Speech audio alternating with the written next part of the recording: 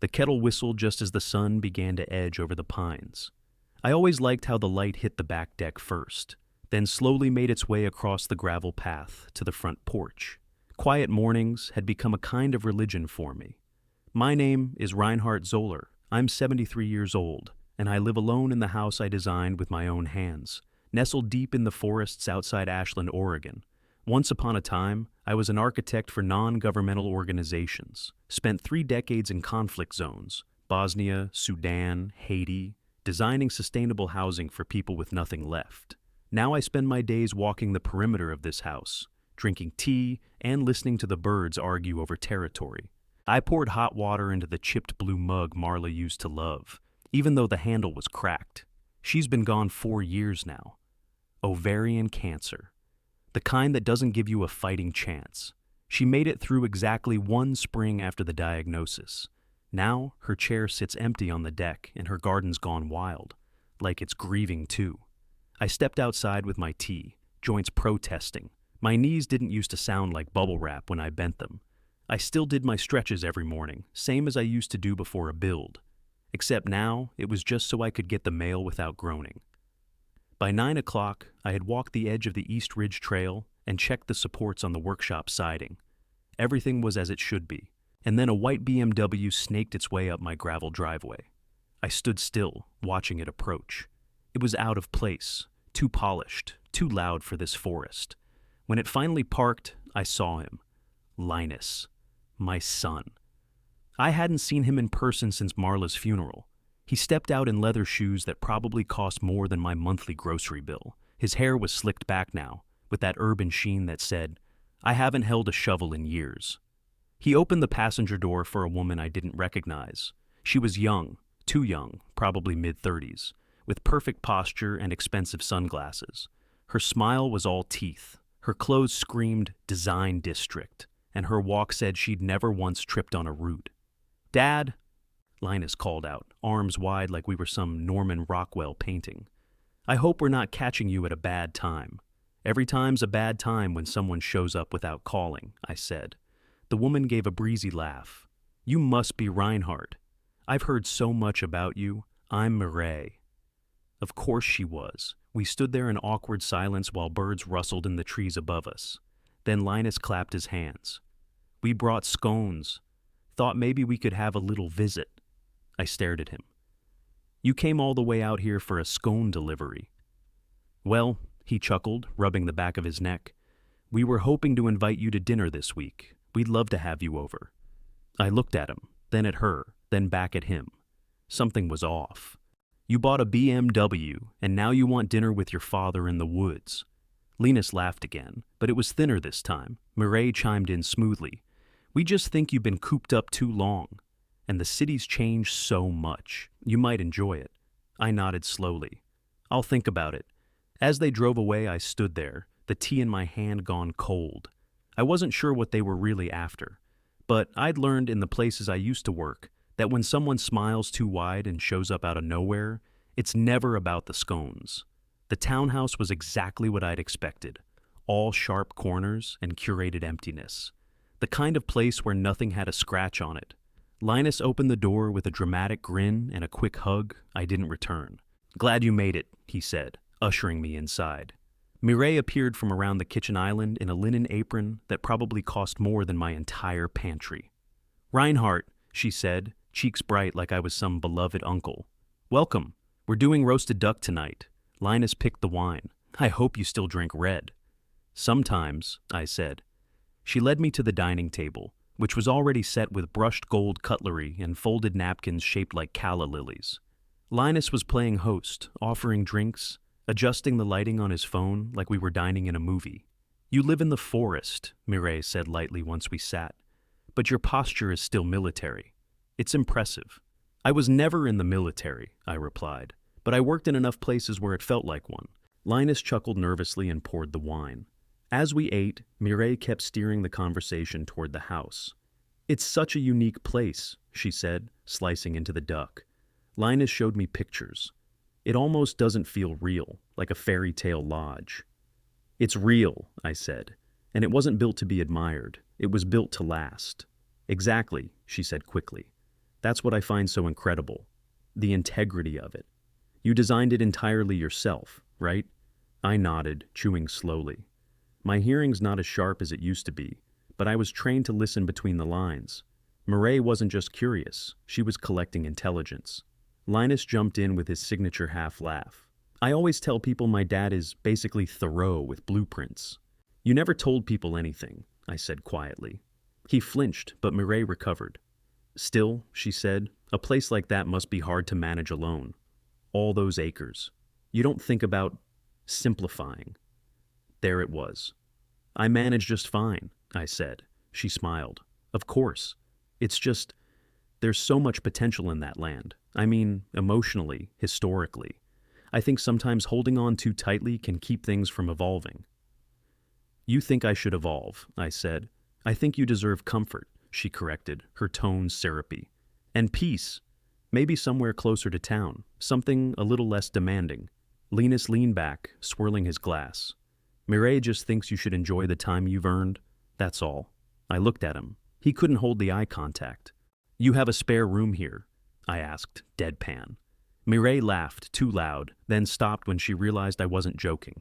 We just thought, Linus said, maybe you'd consider something like a long-term rental. Or even if the idea ever came up, a transfer of ownership. Of the house, I said. To you. To the family, Mireille offered, as if that made it noble. I wiped my mouth and set my napkin down. I'll come for dinner again next week, I said. Let's keep this going. Linus blinked. Really? Sure, I said. Next time, let's skip the duck. I'd rather chew something honest. They both laughed, but mine was silent. In every war zone I ever worked, you learn the same rule. People make small talk before they make a move. I finished my wine in one sip. I had seen this play before, and next time, I'd come sharper. The second dinner at Linus and Mireille's townhouse was somehow worse than the first, and I hadn't thought that was possible. The table was larger this time. There were name cards. Someone had gone to the trouble of printing Reinhardt in looping gold font and setting it next to a sprig of rosemary. I thought about asking who they were trying to impress, but I already knew the answer. Dad? Linus called out as I stepped in. You remember Corinne, right? I hadn't seen my daughter in almost a year, not since Marla's memorial. She looked sharper now, hair pulled back into a sleek knot, a navy suit that said, I work with senators but also attend yoga retreats. She hugged me quickly like she didn't want to wrinkle her blouse. Hi, Dad, she said, all business. Glad you came. Didn't know I had a choice, I replied. That got a twitch out of her mouth, almost a smile. Then she looked down at her phone again. Dinner was set for 6, but they didn't serve until 6:30. Mireille wanted to set the tone with candles and background music, some kind of string quartet arrangement of pop songs I didn't recognize. I sat through it like I used to sit through diplomatic debriefings. Silent, still, already calculating exit routes.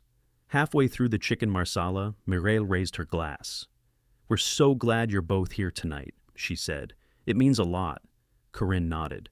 We've been doing a lot of coordination, and with the wedding coming up, we just really wanted to make sure everyone was aligned. I sipped my water. Aligned how? Well, Linus jumped in. We were hoping you'd take a more active role in the preparations. Maybe offer some guidance. Financially, I mean, but also just support, you know. Support, I repeated. Nothing crazy, Mireille added quickly. But a little help with the big-ticket items could go a long way. Venue deposits due next week, and the florist, well, good ones book early. Corinne chimed in like she was giving a policy briefing. It's really about symbolism, Dad. You being part of this, it matters. I put my fork down. I've already raised both of you. Paid for your schooling, covered every cavity, every busted knee. That wasn't symbolic, that was real. Linus cleared his throat. We're not saying you haven't done a lot. We're just saying this is a new chapter. And this chapter starts with a check, I said flatly. Silence. Corinne shifted. Look, it's not just about money. But yes, there are costs. And we thought maybe, in exchange for helping, you'd be more open to long-term planning. What kind of planning? Linus rubbed the back of his neck. You know, living situation, the house. It's not sustainable forever. There it is, I said. Back to the land. No, Mireille said too quickly. That's not what we meant. Yes, it is, I cut in. You want the house. You think I'm in the way. Corinne raised a palm. We just think it's worth discussing. I looked at each of them, slowly. All right, I said. I'll contribute. Linus lit up. Really? 15,000, I said. That should cover flowers, cake, and a few ego-driven extras. Mireille blinked. That's generous. One condition, I said. You never mention the house again. Not to me, not to each other, not even to the damn caterer. You want my help with the wedding? That's the deal. Corinne hesitated. That's fair. Linus nodded stiffly. Understood. I finished the rest of my wine. I could see it plain as day. Their smiles were just masks now, barely hanging on. I'd spent years working in cities torn apart by greed dressed as diplomacy. I knew exactly what I was looking at. And it wasn't family. It was supposed to be a quick stop. Linus had forgotten to email the finalized guest list for the rehearsal dinner, and Mireille had texted to say I could swing by any time that afternoon to grab the hard copy. It's all printed and ready, she wrote, followed by a smiley face I didn't trust. Traffic was light, and I got to their townhouse nearly 20 minutes earlier than I'd told them. I figured I'd ring the bell, make small talk for 60 seconds, and be back on the road before anyone offered me a drink. The front door was locked, but the gate to the side path was open. As I stepped around the hedges toward the back patio, I heard voices. Low at first, tense. I paused, then I heard my name. Reinhardt's sharp, but not that sharp, Linus was saying. Mireille's voice followed. He's slowing down. The memory thing alone, he asked the same question twice about the guest count. I made a note. Something sank in my gut. I stepped back quietly, flattening against the wall just beside the sliding glass doors. He's stubborn, Linus said. Always has been. But legally it doesn't take much to raise a concern, especially if we approach it carefully, emotionally. Let the lawyer fill in the rest. Mireille sounded far too calm. I've already talked to the firm my dad used for his aunt. They said if we can document a few inconsistencies and demonstrate he's not managing the property in a sustainable way, we'd have grounds for conservatorship. There was a pause. Silverware clinked on a plate. Then Linus spoke again, his voice low. Do you think Corinne's still on board? She said she is, Mireille answered. And honestly, if she's involved, it adds weight. She's the responsible one. People listen to her. Corinne, I close my eyes. My daughter, the one I used to walk to school rain or shine, who once wrote me a card after her mother's funeral that said, "You're the reason I believe in calm when things fall apart." That same girl was now leverage, a strategic asset in a plan to take away my name, my home, and my freedom. I still think we should wait until after the wedding, Mireille said, her voice back to business. If we press too soon, he'll get suspicious. But once we're legally family, it'll be easier, cleaner. Linus exhaled. He'll hate me. He'll be safer, she said. That's how we frame it. It's about care. I didn't stay to hear another word. I backed away from the patio and slipped around the corner, careful not to disturb the gravel path under my boots. By the time I reached the sidewalk, my heart was pounding harder than it had in years. Not from fear, from the sheer white-hot clarity of betrayal. They weren't just trying to take the house. They were trying to take me, reduce me to a signature on a petition, a problem to manage.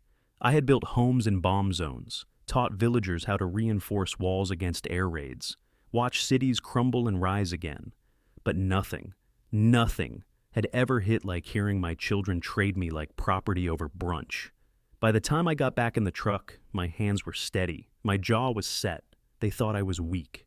They were about to find out how wrong they were. Corinne parked near the tool shed, same place her mother used to. I watched from the veranda as she stepped out of her sedan, heels sinking slightly into the dirt path. She wore city clothes, pressed slacks, cream blouse, a slim watch that probably told more than time. Still, she hesitated when she saw me, like she knew this wasn't a casual visit. I had called her that morning, told her to come alone. No Linus, no Mireille, just you. Now we sat on the porch, side by side in the old redwood chairs I'd built 20 years ago, overlooking the slope of pines and the thin cut of river in the distance. The air smelled like fir needles and drying moss. "How have you been?" she asked, her tone clipped. "Don't ask that if you don't mean it." She looked down at her hands, folded neatly in her lap. All right. For a few moments, we sat in silence. Then I said it. I heard everything. Her head snapped up. What? The other day, I came early. Back door was open. I heard you all in the kitchen. Color drained from her face. I didn't say anything, she started. I didn't agree to. You were in the room, I said. You didn't leave. You didn't speak up. That says enough. Corinne exhaled through her nose, eyes hard on the trees. It wasn't like that. No. I turned toward her. Tell me what it was like then. Enlighten me. She fidgeted with her watch. Look, I didn't think it would go that far. I thought it was just talk. Mireille, she's persuasive. And Linus, he gets emotional. I didn't think they were serious. I let out a bitter laugh. You're a policy analyst, Corinne. You're paid to see where ideas lead. Don't insult me by playing naive. I wasn't going to let them go through with it, she said quickly. I would have stepped in. When? After the paperwork was filed. After they sent someone to assess my capacity. She said nothing. You know what it's like to be treated like a problem. Not a person. A burden. I saw it in refugee camps. I saw it in clinics. People thrown aside because it's easier to manage their things than to deal with their lives. Corinne swallowed hard. I didn't mean... You didn't stop it, I said. We sat with that. I don't trust Mireille, she said suddenly. If that counts for anything. I stared at her. But you trust Linus. A long pause. I trust him more than I wanted to fight him. That landed, not cruel, just true. I miss Mom, she said after a while. She would have known what to do. She would have been heartbroken, I replied, at all three of you. Corinne looked like she wanted to say something, maybe defend herself, maybe cry. But instead, she just nodded once, slowly. Can I still come for the wedding? I turned back to the trees. Your brothers made that bed, and you helped tuck the corners. We didn't speak again. When she left, I didn't walk her to the car. That afternoon, I walked the perimeter of the house twice, not for maintenance, for focus. Because now, I wasn't just preparing for old age. I was preparing for war. The hotel smelled like citrus and desperation. Some boutique place downtown, the kind that offered cucumber water in the lobby and overpriced valet parking out front. I rode the elevator in silence, a small box in my hands. Inside was the keepsake I'd planned to give Linus, Marla's old compass pendant, the one she used to wear during our trips abroad. I'd cleaned it the night before. It wasn't an heirloom. It was a message. Find your way. Do better than I did. I knocked once on the door of his suite. Room 1204. Linus opened it in a tailored white shirt, sleeves rolled, tie already loose. He looked surprised, then annoyed. Then something cooler settled into his expression, something calculating. Dad, he said, stepping aside. Didn't expect you this early? I won't stay long. The suite was quiet. Mireille wasn't there, likely off orchestrating the ceremony like it was a Met Gala. The room smelled like cologne and coffee. Linus gestured toward a chair, but I remained standing. I brought you something, I said, holding out the box. He took it without looking inside, set it on the side table. Appreciate it, he said. Really. There was a beat of silence. Then he exhaled sharply and walked toward the window. We need to talk. Here it comes. I didn't want to do this today, he continued. But honestly, there's no good time for it, is there? He turned back to me, arms crossed. We're moving forward with the paperwork. Mireille's father has a connection at the county office. It'll be smoother if you agree voluntarily. I didn't move. We'll handle everything discreetly, he added. You'll stay on the property as long as you want. But the title would transfer to us. We'd assume management, oversight. And if I don't agree, I asked, though I already knew. He sighed like I was forcing him into something unpleasant. Then you're not part of this family anymore. The words landed cold. I mean it, he said. No seat at the ceremony, no reception, no contact. You either do this or you disappear from our lives. For a moment, all I could hear was the hum of the minibar fridge behind me. I stepped forward, slow. You know, Linus, I said, your mother used to say the worst thing you could do to someone wasn't betrayal. It was making them feel like they never mattered in the first place. He rolled his eyes. Please don't start with that sentimental crap. I nodded once. Right. I reached over and took the box back from the side table, held it in both hands for a second. then tucked it under my arm. "You don't get this," I said. "You don't get to take everything and still pretend there's meaning in it." His mouth twisted into something like a smirk. "That's your choice." "No," I said calmly. "It was yours. Years ago." He blinked. "You chose this," I said. "The first time you lied to me. The first time you showed up asking for something you never earned. You chose to be someone I wouldn't recognize." Linus stepped toward me, his jaw tight. "You think you're some moral giant. You've lived in the woods for years, alone. You shut us out. Don't get all righteous now." "I stayed away," I said, "because peace is hard to come by. And you don't just give peace to people who look at your life like it's a safety deposit box." He laughed, bitter and sharp.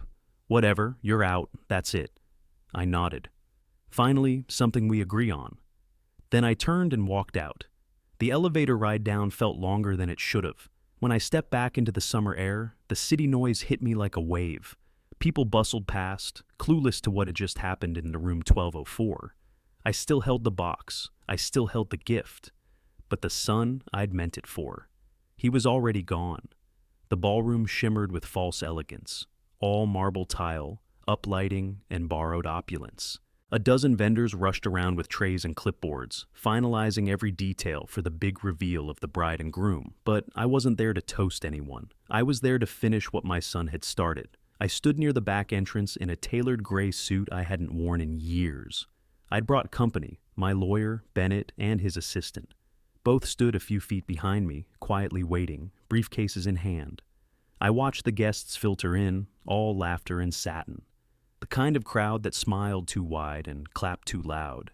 Then I saw her, Mireille, sweeping through the room in a column of white silk and intention, shaking hands with donors like this was a charity gala, not a wedding. Linus followed a few steps behind, fixing his cufflinks, already glowing in the attention. Corinne was near the stage, fussing with place cards. I wondered if she noticed me. She didn't flinch, just adjusted her dress and kept her head down. At precisely 5:30, the MC took the mic. "Ladies and gentlemen," he boomed, "we invite you to take your seats for a short welcome and toast from the family."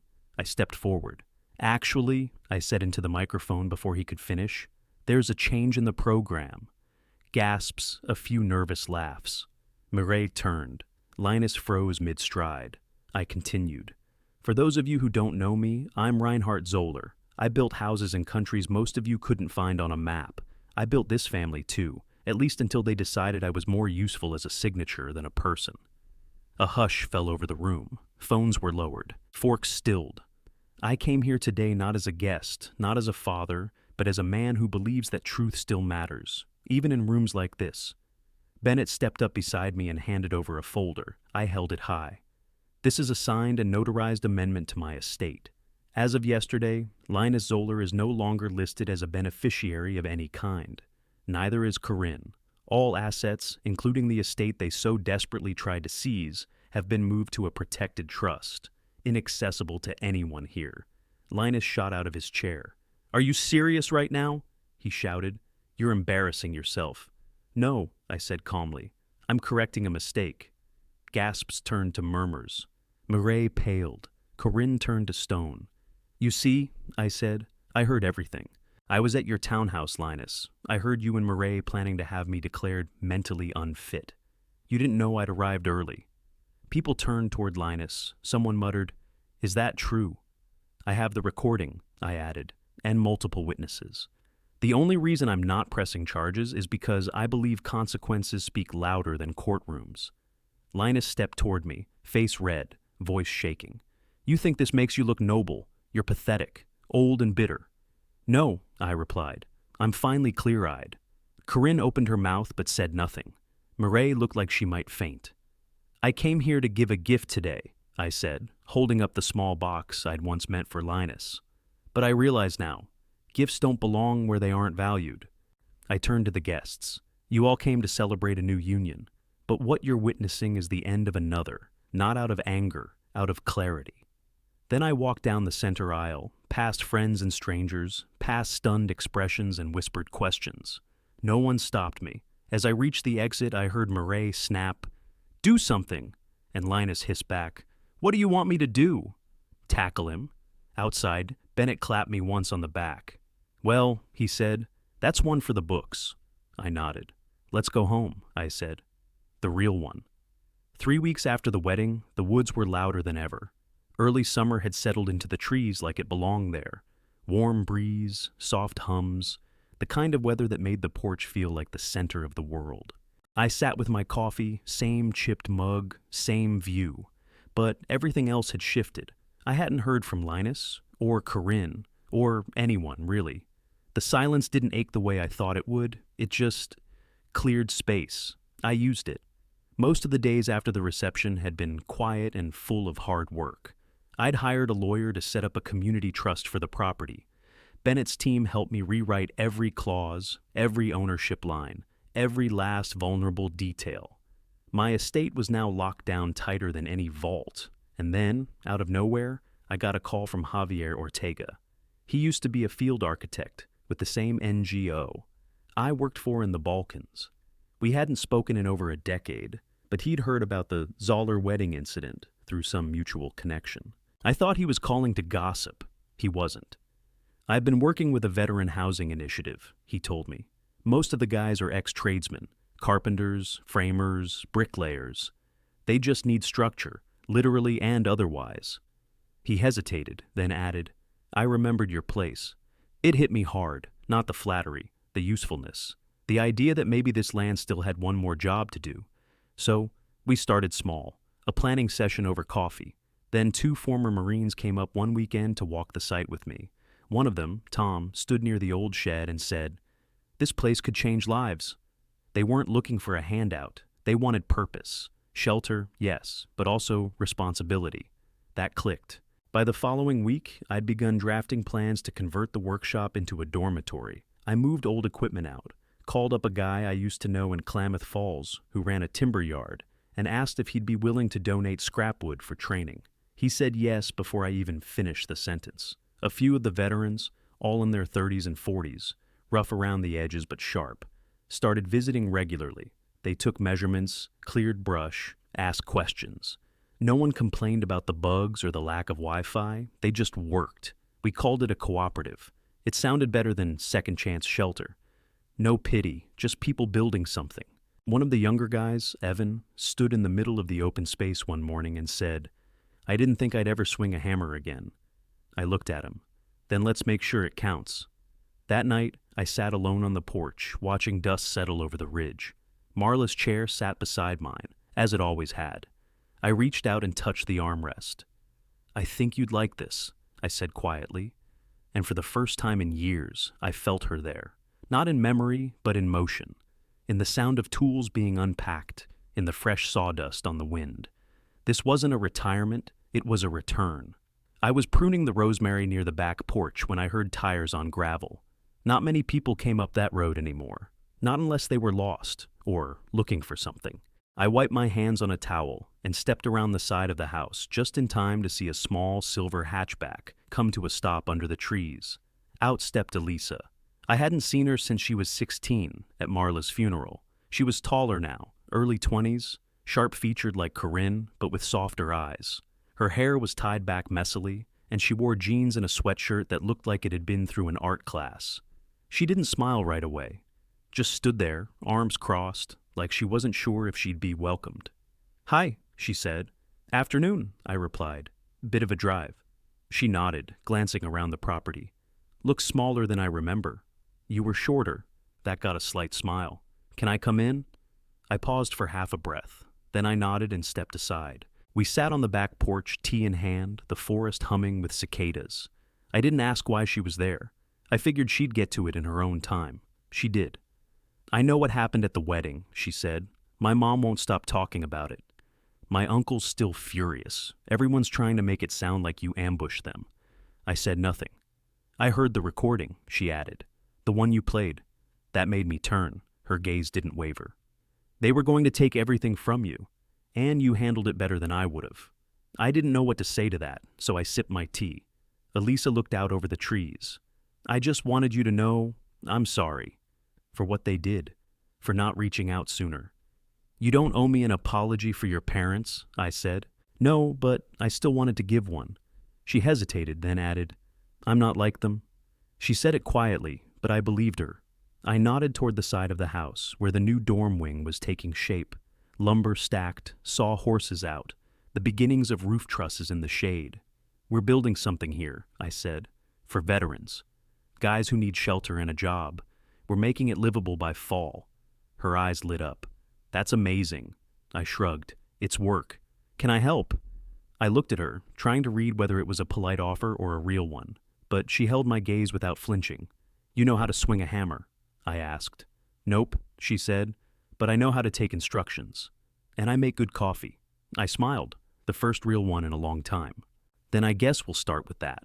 She stayed the whole afternoon, helped carry wood, dug out old garden beds. We didn't talk much, but the quiet wasn't heavy like before. It was simple, comfortable. Before she left, she walked over to the garden patch and knelt beside Marla's rose bush, the only one that still bloomed reliably. She ran her fingers along a new bud. She'd be proud of this, Elisa said. I nodded. She'd be proud of you too, I added. She looked up, eyes full but steady. I hope so. And for the first time in this whole mess, I believed someone meant what they said. The sun was dipping low and the ribbon was finally cut. Cameras clicked, children clapped, and the men I now worked alongside every day, veterans from all over the country, stood in a line that was anything but straight, each one in jeans, boots, and sunburned smiles. We'd named it the Marla Zoller Center for Skilled Veterans. The sign had just gone up that morning, wooden, hand-carved, nothing flashy. Just her name, the way she would have liked it. No pomp, just purpose. I stood at the front with a microphone I didn't want and a crowd I hadn't asked for, but I'd agreed to say a few words, not for myself, for her. Most of you know my name, I began, clearing my throat. But the name behind me, that was the reason any of this ever got built. The place had come alive in the last 2 months. What used to be the Eastern Tool Shed was now a kitchen and gathering space. 2 more units sat on the ridge, solar-powered and winterized. One veteran named Raymond had carved benches from felled pine and lined the porch with them, just because it looked right. When my wife and I first bought this land, I continued, we didn't know what we were building. She just knew we needed quiet. I knew we needed shelter. Now, decades later, it's become something I never could have designed alone. People clapped, quiet and sincere. A few of the younger volunteers, local students from the community college, held up their phones to film. I kept my hands folded. This place is no longer mine, and it's not a legacy. It's a beginning for every man and woman who's had to start over. When I stepped down from the little makeshift platform, a few of the guys slapped my shoulder. Bennett was somewhere in the back, sipping lemonade, grinning like I'd just pulled off a political campaign. Elisa stood near the entrance, helping an elderly veteran's wife up the ramp with a bag of donated supplies. She wore gloves, work jeans, and a ball cap. She looked like she belonged. That's when I saw her. Corinne. She stood beneath the sycamore near the edge of the crowd. Alone. No clipboard, no sunglasses, no Linus. She wasn't dressed for a gala or a panel, just jeans and a dark sweater, her arms crossed over her chest. She didn't approach, she just watched. For a long moment, we locked eyes. She looked like she had 1,000 things to say, but not the language to say them. I thought about nodding, maybe even walking over. But then I looked around, at the new buildings, at the young woman carrying buckets of paint, at the 2 older vets laughing over the grill. And I knew. I didn't need to go to Corinne, not out of bitterness, just peace. She had made her choices, and so had I. As the sun sank past the trees and golden light spilled over the rooftop Marlem and I once built with our own hands, I felt her again. In the warmth, in the wood, in the hum of voices finally using this house the way it was meant to be used. Not as a prize, not as a battleground, but as shelter. And for the first time in my life, I felt whole.